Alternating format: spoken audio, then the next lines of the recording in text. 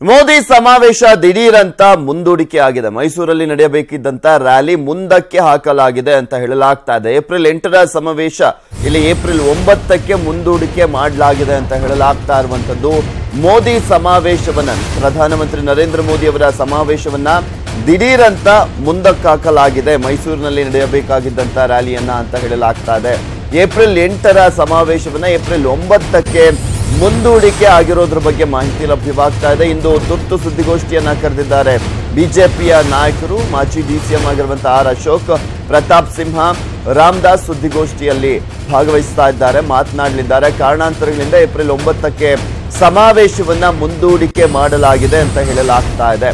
ಮಹಾರಾಜ college ಮೈದಾನದಲ್ಲಿ ಬಿಜೆಪಿಯ ಸಮಾವೇಶ ನಡೀತಾ ಇರುವಂತದ್ದು ನಡಿಬೇಕಾಗಿತ್ತು. ಈಗಾಗಲೇ ಏಪ್ರಿಲ್ 8ಕ್ಕೆ ಪ್ರಚಾರದ ಸಮಾವೇಶ ನಿಗದಿಯಾಗಿತ್ತು. ಅದೇ ಸ್ಥಳದಲ್ಲಿ ಬಿಎಸ್ಪಿಯ ಸಮಾವೇಶ ಕೂಡ ಆಯೋಜನೆ ಆಗಿರುವಂತದ್ದು. ಏಪ್ರಿಲ್ 9ಕ್ಕೆ ಮೈಸೂರಿನಲ್ಲಿ ರಾಹುಲ್ ಗಾಂಧಿ ಬೃಹತ್ ಸಮಾವೇಶವನ್ನ ಹಮ್ಮಿಕೊಂಡಿದ್ದಾರೆ. ಒಂದೊಂದು ದಿನದ ಅಂತರದಲ್ಲಿ 3 ಪಕ್ಷದ ಸಮಾವೇಶ ದಿಢೀರಂತ ನಡೀತಾ ಇದೆ. ದಿಢೀರಂತ ಮೋದಿ ಸಮಾವೇಶ ಮುಂದೂಡಿಕೆಗೆ ಸಾಕಷ್ಟು ಅನುಮಾನಗಳು ಕೂಡ ವ್ಯಕ್ತವಾಗ್ತಾ ಇದೆ. ಇಲ್ಲಿ ಕಾಂಗ್ರೆಸ್ ಮತ್ತು ಬಿಎಸ್ಪಿ ಸಮಾವೇಶಕ್ಕೆ ಅಡ್ಡಿಯಾಗಲು ಏನಾದರೂ ತಂತ್ರವನ್ನ ರೂಪಿಸಿದ್ದಾರಾ? ಬಿಜೆಪಿಯಿಂದ ಏಕಾಏಕಿ ಮುಂದೂಡಿಕೆ ಮಾಡಿರುವಂತಹ ಹಿನ್ನೆಲೆಯಲ್ಲಿ ಈ ಅನುಮಾನ ಕೂಡ ಕಾಡ್ತಾ ಇದೆ. ಇನ್ನು ಈ ಕುರಿತಂತೆ ಹೆಚ್ಚಿನ ಡೀಟೇಲ್ಸ್ ಅನ್ನ ನೀಡ್ತಾರೆ ನಮ್ಮ ಪ್ರತಿನಿಧಿ ಪುಟ್ಟಪ್ಪ ದೂರವಾಣಿ ಸಂಪರ್ಕದಲ್ಲಿದ್ದಾರೆ. ಎಸ್ ಪುಟ್ಟಪ್ಪ, ಮೈಸೂರಿನಲ್ಲಿ ನಡೆಯಬೇಕಾಗಿದ್ದಂತ ಒಂದು ಮೋದಿ ರ್ಯಾಲಿಯನ್ನ ಮುಂದಕ್ಕೆ ಹಾಕಲಾಗಿದೆ ಅಂತ ಹೇಳಲಾಗ್ತಾ ಇರುವಂತದ್ದು ಯಾವ ಕಾರಣಕ್ಕೆ ಅಂತ? ಪೃಥ್ವಿ, ಈ ಕ್ಷಣದವರೆಗೂ ಸಹ ಮೋದಿ ಅವರ ಸಮಾವೇಶ ಯಾಕಾಗಿ ಮುಂದೆ ಹೋಗ್ತಾ ಇದೆ ಅನ್ನೋದ್ರ ಬಗ್ಗೆ ಮಾಹಿತಿ ಲಭ್ಯವಾಗ್ತಾ ಇದೆ. ಆದ್ರೆ ಬಿಜೆಪಿಯ ಉನ್ನತ ಮೂಲಗಳ ಮಾಹಿತಿಯ ಆಧಾರದ ಮೇಲೆ ರಾತ್ರಿ ಈ ಒಂದು ಸುದ್ದಿ ಹೊರಬಿದ್ದಿದೆ. ಮೋದಿ ಅವರ ಸಮಾವೇಶ ಏಪ್ರಿಲ್ 8ಕ್ಕೆ ಮೈಸೂರಿನ ಮಹಾರಾಜ ಕಾಲೇಜು ಮೈದಾನದ ಆವರಣದಲ್ಲಿ ನಡೆಯಬೇಕಾಗಿತ್ತು. ಅಂದು ಕಳೆದ ಚುನಾವಣೆಯಂತೆ ಒಂದು ಬೃಹತ್ ಸಮಾವೇಶವನ್ನ ಉದ್ದೇಶಿಸಿ ಮೋದಿ ಅವರು ಮೈಸೂರಿನಲ್ಲಿ ಭಾಷಣವನ್ನ ಮಾಡ್ತಿದ್ರು.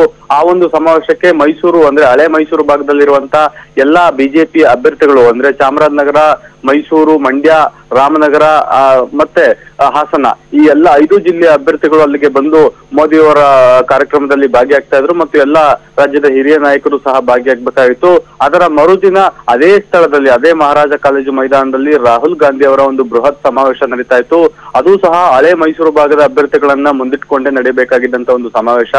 ಅದರ ಮರುದಿನ ಅಂದ್ರೆ ಏಪ್ರಿಲ್ 10ನೇ ತಾರೀಕು ಬಿಎಸ್ಪಿಯ ಮಾಯಾವತಿಯವರು ಸಹ ಅದೇ ಜಾಗದಲ್ಲಿ ಒಂದು ಬೃಹತ್ ಸಮಾವೇಶವನ್ನು ನಡೆಸಿ ಅವರು ಸಹ ಹಳೆ ಮೈಸೂರು ಭಾಗದ ಎಲ್ಲ ಅಭ್ಯರ್ಥಿಗಳ ಪರವಾಗಿ ಮತಯಾಚನೆಯನ್ನ ಮಾಡಬೇಕಾಗಿತ್ತು.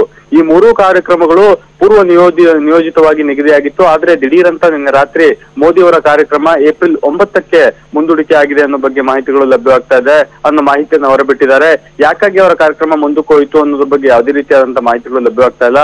ಇವತ್ತು ಬೆಳಿಗ್ಗೆ 11:30ಕ್ಕೆ ಬಿಜೆಪಿಯ ಅಭ್ಯರ್ಥಿ ಸಂಸದ ಪ್ರತಾಪ್ ಸಿಂಹ ಹಾಗೂ ಹಿರಿಯ ನಾಯಕರೆಲ್ಲರೂ ಸಹ ಒಂದು ತುರ್ತು ಸುದ್ದಿಗೋಷ್ಠಿಯನ್ನ ಕರೆದಿದ್ದಾರೆ. ಆ ಸುದ್ದಿಗೋಷ್ಠಿಯಲ್ಲಿ ಮಾಹಿತಿ ಲಭ್ಯವಾಗುವಂತ ಸಾಧ್ಯತೆ ಇದೆ.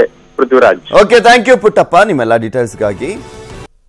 ಮಂಡ್ಯ ಪಕ್ಷೇತರ ಅಭ್ಯರ್ಥಿ ಸುಮಲತಾಗೆ ಚುನಾವಣಾ ಆಯೋಗ ನೀಡಿರುವಂತಹ ಚಿಹ್ನೆ ಈಗ ವಿವಾದಕ್ಕೆ ಕಾರಣವಾಗಿದೆ. ಚುನಾವಣಾ ಆಯೋಗ ಸುಮಾಗೆ ಕಹಳೆ ಗುರುತಿನ ಚಿಹ್ನೆಯನ್ನ ನೀಡಿದ್ದು, ಇದು ಚುನಾವಣಾ ಆಯೋಗದ ಮತದಾನ ಜಾಗೃತಿ ಲಾಂಛನವೂ ಕೂಡ ಒಂದೇ ಆಗಿದೆ. ಈಗ ಅದೇ ಚಿಹ್ನೆಯನ್ನ ಸುಮಲತಾಗೆ ಹೇಗೆ ನೀಡಿದ್ರು ಎಂಬುದು ವಿವಾದಕ್ಕೆ ಕಾರಣವಾಗಿದೆ. ಆಯೋಗದ ಲಾಂಛನ ಹಾಗೂ ಸುಮಲತಾ ಚಿಹ್ನೆಗೂ ಸಾಕಷ್ಟು ಹೋಲಿಕೆ ಕಂಡು ಬರ್ತಾ ಇದೆ. ಸೊ ಹೀಗಾಗಿ ಏನ್ ಮಾಡ್ತಾರೆ ಚುನಾವಣಾ ಆಯೋಗ? ಏನಾದ್ರೂ ಬದಲಾವಣೆಯನ್ನ ಮಾಡುತ್ತಾ? ಈ ಎಲ್ಲಾ ಪ್ರಶ್ನೆಗಳಿಗೂ ಉತ್ತರ ಸಿಗಬೇಕಾಗಿದೆ.